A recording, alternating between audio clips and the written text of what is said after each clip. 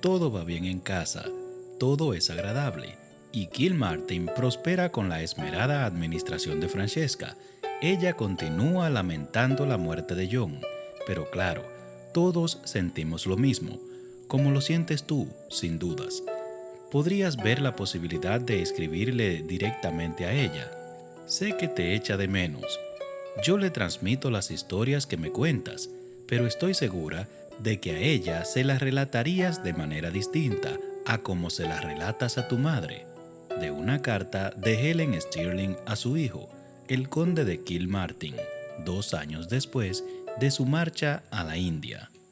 El resto de la mañana transcurrió en medio del tremendamente fastidioso desfile de una multitud de ramos de flores y caramelos, a los que vinieron a sumarse poemas recitados en voz alta en la escalinata de la puerta principal, que Michael recordaba estremeciéndose de consternación.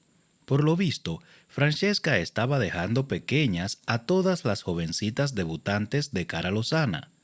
No se podía decir que cada día se duplicara el número de hombres que rivalizaban por su mano, aunque eso era lo que le parecía a él, que vivía tropezándose con algún pretendiente enamorado en el vestíbulo. Era como para ponerse a vomitar, de preferencia encima del pretendiente. Claro que él tenía sus admiradoras también, pero puesto que no era socialmente aceptable que una dama visitara a un caballero, él se encontraba con ellas cuando le iba bien y no cuando ellas decidían presentarse en su casa sin anunciarse y sin otro motivo aparente que el de comparar sus ojos bueno, con lo que fuera que se pudieran comparar unos ojos del gris más corriente. Esa era una analogía estúpida. En todo caso, aunque se había visto obligado a escuchar a más de un hombre cantando las alabanzas de los ojos de Francesca. Buen Dios, ¿es que ninguno de ellos tenía una sola idea original en la cabeza?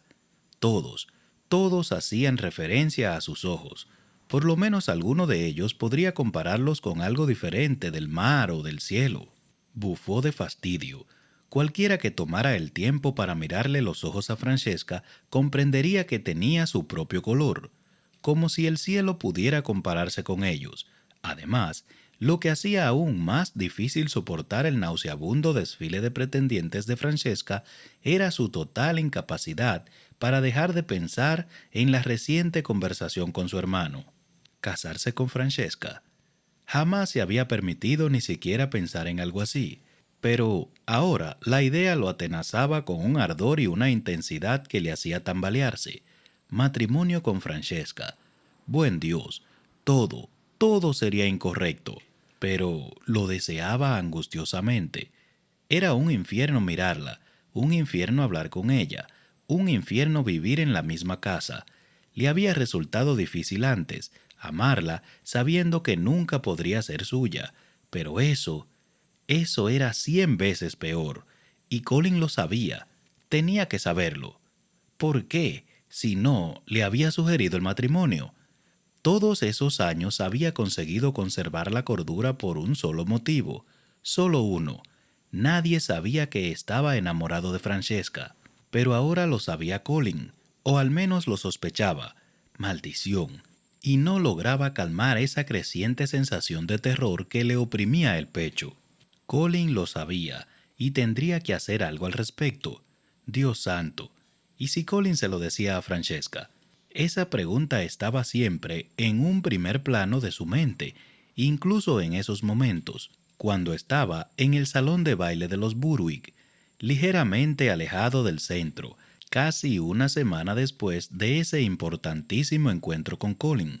«Está muy hermosa esta noche, ¿verdad?», dijo la voz de su madre en su oído. Había olvidado simular que no estaba mirando a Francesca. Se giró y le hizo una ligera inclinación de la cabeza. «¿Madre?» «¿Verdad?», insistió Helen. «Sí», combinó al instante para que ella creyera que solo deseaba ser cortés. «El verde le sienta muy bien». Todo le sentaba bien a Francesca, pero no le iba a decir eso a su madre. de modo que simplemente asintió y emitió un murmullo para manifestar su acuerdo. «Deberías bailar con ella», continuó Helen. «Sí, seguro que bailaré con ella», dijo él, llevándose a los labios la copa de champán y bebiendo un sorbo. Lo que deseaba era atravesar el salón y sacarla de un solo tirón de ese molesto grupo de admiradores, pero no podía demostrar esa emoción delante de su madre, así que concluyó: «Después que me haya bebido mi copa». Helen frunció los labios. «Entonces ya tendrá llena su tarjeta de baile.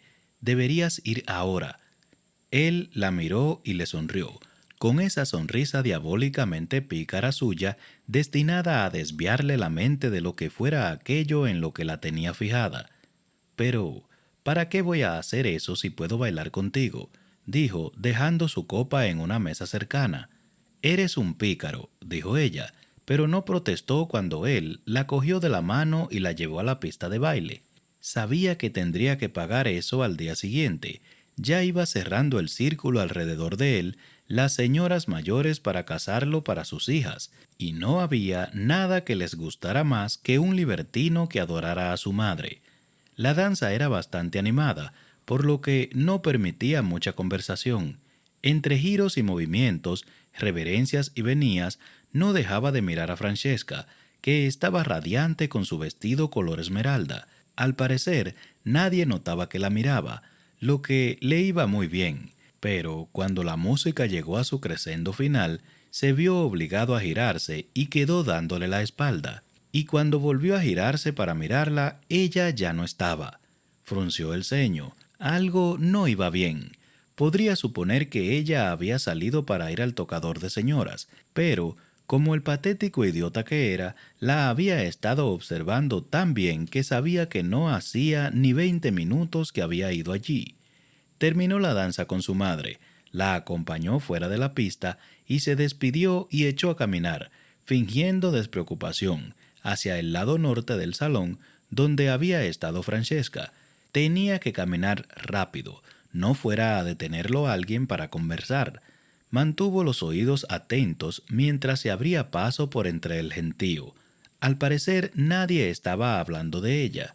Cuando llegó al lugar donde la había visto, se dio cuenta que había unas puertas cristaleras, que supuso daban al jardín de atrás.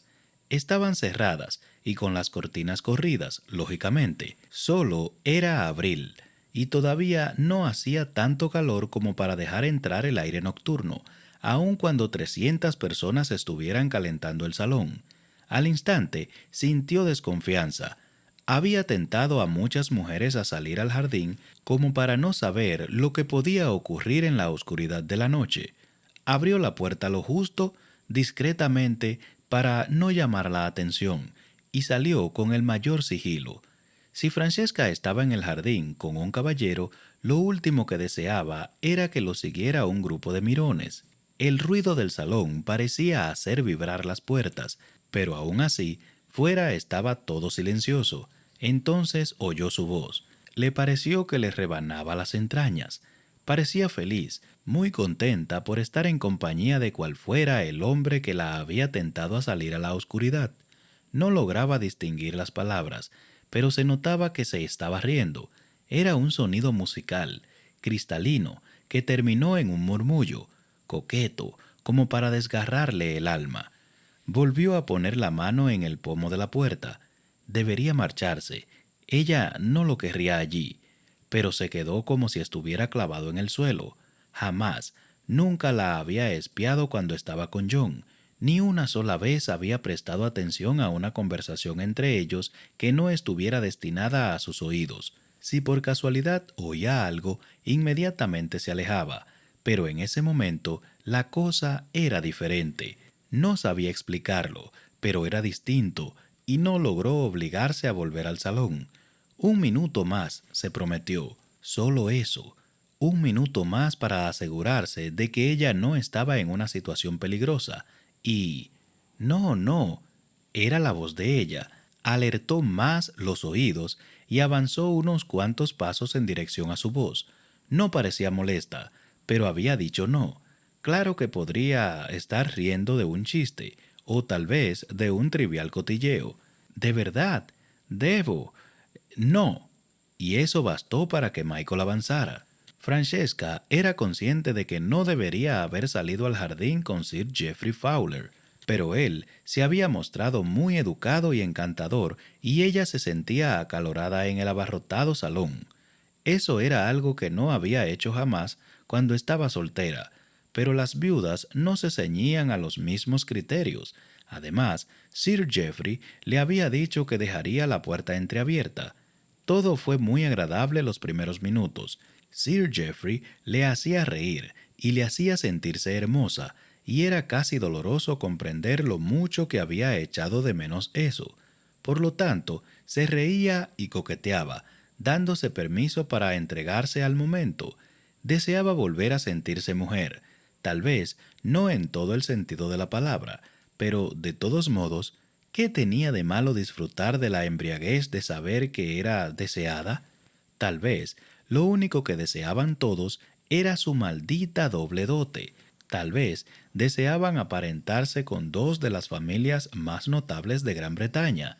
Ella era Bridgerton y Stirling, después de todo, pero por una hermosa noche se permitiría creer que todo era por ella. Pero entonces Sir Geoffrey se le acercó más. Ella tuvo que retroceder lo más discretamente que pudo, pero él avanzó un paso, luego otro, y antes de darse cuenta se encontró apoyada en el ancho tronco de un árbol, y mientras él la dejaba encerrada ahí, apoyando las manos en el tronco muy cerca de su cabeza. Sir Geoffrey, dijo, tratando de continuar siendo amable mientras pudiera, creo que ha habido un malentendido. Ahora quiero volver al salón, añadió, en un tono amistoso, pues no quería provocarlo a hacer algo que luego ella tuviera que lamentar. Él acercó más la cara a la de ella. Vamos, ¿por qué querría eso? Susurró. No, no, dijo, tratando de agacharse para salir de allí. Me van a echar de menos. ¡Qué vaina! Tendría que darle un pisotón, o peor aún, reducirlo golpeándole de la manera que le enseñaron sus hermanos cuando todavía era una niña. Sir Geoffrey, dijo, haciendo un último intento de ser educada. De verdad, debo. Y entonces él le plantó la boca en la suya, toda mojada, los labios blandengues, asquerosos. No, logró gritar, pero estaba resuelto a aplastarle la boca con los labios. Giró la cabeza hacia uno y otro lado, pero él era más fuerte de lo que se había imaginado y no tenía la menor intención de dejarla escapar. Sin dejar de debatirse, logró poner la pierna en posición para levantar la rodilla y enterrársela entre las ingles. Pero antes de que pudiera hacerlo, Sir Geoffrey simplemente desapareció. ¡Oh! El sonido de sospecha le salió solo de los labios. Sintió agitarse el aire, como por una ráfaga de movimientos, un ruido que parecía ser de puños sobre un cuerpo y un muy sentido aullido de dolor. Cuando logró hacerse una idea de lo que ocurría, Sir Geoffrey ya estaba tendido de espaldas en el suelo, y un hombre corpulento se hallaba medio inclinado sobre él con una bota firmemente plantada en su pecho. ¿Michael? Preguntó sin poder dar crédito a sus ojos. Dilo, dijo Michael, con una voz que ella ni habría soñado que oiría salir de sus labios, y le aplastaré las costillas. No, se apresuró a decir. No se habría sentido en absoluto culpable por darle un rodillazo en la entrepierna a Sir Geoffrey, pero no quería que Michael lo matara, y a juzgar por la expresión que veía en su cara, estaba segura de que lo haría alegremente. Eso no es necesario, dijo corriendo a su lado. Entonces retrocedió, al ver el feroz brillo en sus ojos. Tal vez podríamos simplemente pedirle que se marche. Michael estuvo un momento sin decir nada, simplemente mirándola fijamente, a los ojos, y con una intensidad que a ella casi le quitó la capacidad de respirar. Después enterró otro poco la bota en el pecho de Sir Geoffrey. No con mucha fuerza, pero la suficiente para hacer gemir de dolor al hombre. ¿Estás segura? Preguntó entonces entre dientes. Sí, por favor. No hay ninguna necesidad de hacerle daño, contestó ella. Cielo santo, Sería una pesadilla si alguien lo sorprendía así. Su reputación quedaría manchada, y a saber qué dirían de Michael, que atacaba así a un muy respetado baronet. No debería haber salido al jardín con él, añadió. No, no has debido salir, dijo él en tono duro, pero eso no le da permiso para obligarte a aceptar sus intenciones. Entonces retiró la bota del pecho del tembloroso Sir Geoffrey y de un tirón lo puso de pie, cogiéndolo por las solapas de la chaqueta, lo aplastó contra el árbol y se acercó hasta que estuvieron nariz con nariz. «Es desagradable estar atrapado así, ¿verdad?», le dijo. Sir Geoffrey no contestó, simplemente lo miró aterrado. «¿Tienes algo que decirle a la dama?». Sir Geoffrey negó enérgicamente con la cabeza. Michael le golpeó la cabeza en el árbol. «Piénsalo mejor», gruñó. «Lo siento», chilló el hombre. Como una niña, pensó Francesca objetivamente. Ya sabía que no sería un buen marido, pero eso se lo confirmó. Pero Michael no había acabado con él. «Si alguna vez te acercas a 10 yardas de distancia de Lady Kilmartin, te arrancaré personalmente las entrañas». Incluso Francesca se encogió. «¿Me has entendido?». Sir Geoffrey emitió otro chillido y dio la impresión de que podría echarse a llorar de lo aterrado que estaba. «Fuera de aquí», gruñó Michael, dándole un fuerte empujón, «y de paso, arréglatelas para ausentarte de la ciudad un mes o más». Sir Geoffrey lo miró espantado. Michael se mantuvo inmóvil, peligrosamente inmóvil, y luego encogió un hombro insolente. «No se te echará de menos», dijo en voz baja. Francesca cayó en la cuenta de que tenía retenido el aliento. Michael era aterrador, pero también magnífico, y le estremecía hasta el fondo del alma comprender que jamás lo había visto así. Jamás se había imaginado que él podría ser así. Sir Geoffrey echó a correr por el jardín de césped, en dirección a la puerta de atrás, y así Francesca quedó a solas con él, sola y, por primera vez desde que lo conocía, sin saber qué decir. «Lo siento», logró decir. Él se giró a mirarla con una ferocidad que casi la hizo tambalearse. «Te pido disculpas». «No, claro que no, pero deberías haber tenido más prudencia». «Él debería haberse comportado», gruñó él vehemente. Eso era cierto, y ella no se iba a echar la culpa del ataque, pero pensó que sería mejor no atizarle la furia, por lo menos no en ese momento. Jamás lo había visto así, en realidad. Nunca había visto a nadie así, tan tenso por la furia, que daba la impresión de que podría estallar en trocitos. Pensó que estaba descontrolado, pero viéndolo tan inmóvil que casi le daba miedo respirar, comprendió que era todo lo contrario. Michael estaba tan controlado como si estuviera aferrado por unas tenazas.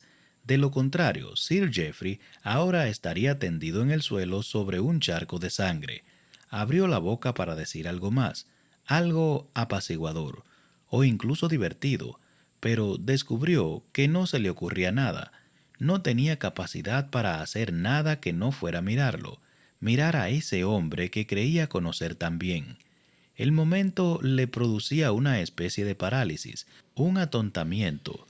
No podía desviar los ojos de él. Tenía la respiración agitada.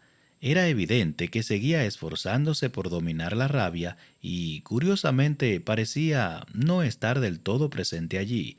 Estaba mirando a lo lejos, como hacia el horizonte, con la mirada desenfocada, y daba la impresión de que estaba sufriendo.